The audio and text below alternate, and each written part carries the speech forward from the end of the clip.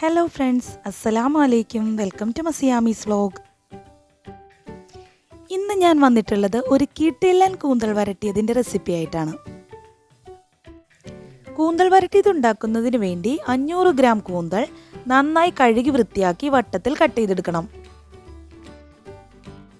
ഇനി ഒരു pan heat ചെയ്ത ശേഷം ഇതിലേക്ക് 2 ടേബിൾ സ്പൂൺ വെളിച്ചെണ്ണ ആഡ് ചെയ്ത് കൊടുക്കാം. വെളിച്ചെണ്ണ ചൂടായി വരുന്ന സമയത്ത് ഇതിലേക്ക് 3 ടേബിൾ സ്പൂൺ ഇഞ്ചി വെളുത്തുള്ളി കൊത്തിയരിഞ്ഞത് ആഡ് ചെയ്ത് കൊടുക്കാം. ഇനി ഇതൊന്ന് 2-3 മിനിറ്റ് മൂപ്പിച്ചെടുക്കണം. ഇഞ്ചി വെളുത്തുള്ളി നന്നായി ഫ്രൈ ആയി കിട്ടുന്ന സമയത്ത് ഇതിലേക്ക് 3 സവാള ചെറുതായി സ്ലൈസ് ചെയ്തത് ആഡ് ചെയ്ത് കൊടുക്കാം.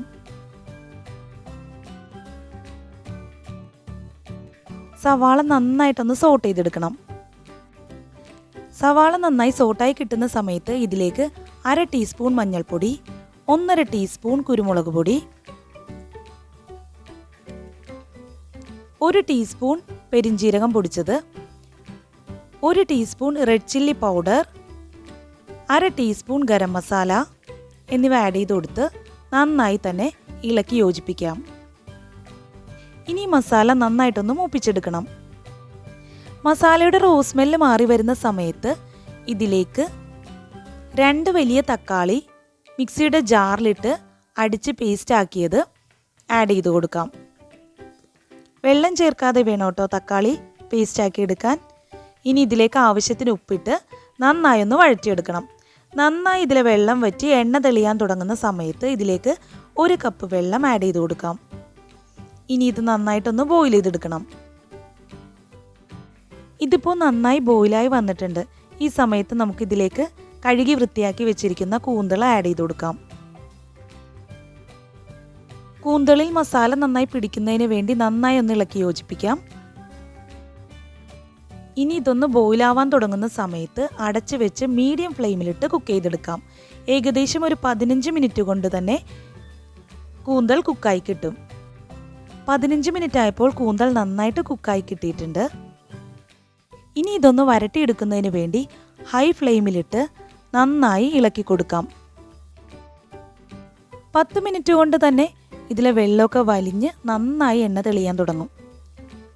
ഈ ഒരു സമയം വരെ ഇത് നന്നായിട്ട് ഹൈ ഫ്ലെയിമിൽ തന്നെ ഇട്ട് വരട്ടിയെടുക്കണം.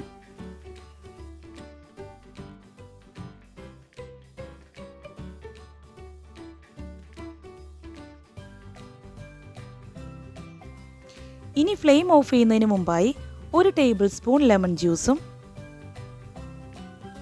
1 ടീസ്പൂൺ വെളിച്ചെണ്ണയും കുറച്ച് കറി ലീവ്സും കൂടി ആഡ് ചെയ്ത് കൊടുക്കാം.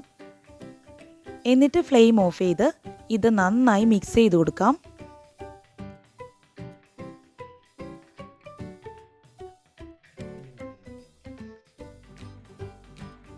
കറിവേപ്പിലയുടെയും വെളിച്ചെണ്ണയുടെയും ഫ്ലേവർ കൂന്തളിലേക്ക് നന്നായി ഇറങ്ങുന്നതിന് വേണ്ടി ഇതൊന്ന് 15 മിനിറ്റ് കവർ ചെയ്ത് വെക്കാം. 15 മിനിറ്റ് കഴിയുമ്പോൾ ഈ കൂന്തൽ വരട്ടിയത് ചൂടോട് തന്നെ സെർവ് ചെയ്യാവുന്നതാണ്. ചപ്പാത്തിക്കും ചോറിനും ഒരു അടിപൊളി കോമ്പിനേഷനാണ് ഈ കൂന്തൽ വരട്ടിയത്. നിങ്ങൾക്ക് വീഡിയോ ഇഷ്ടപ്പെട്ടാൽ ഒന്ന് ലൈക്ക് ചെയ്യണേ. നെക്സ്റ്റ് ഒരു നല്ല വീഡിയോ ആയിട്ട് വരാം. Thank you for watching. അസ്സലാമു അലൈക്കും.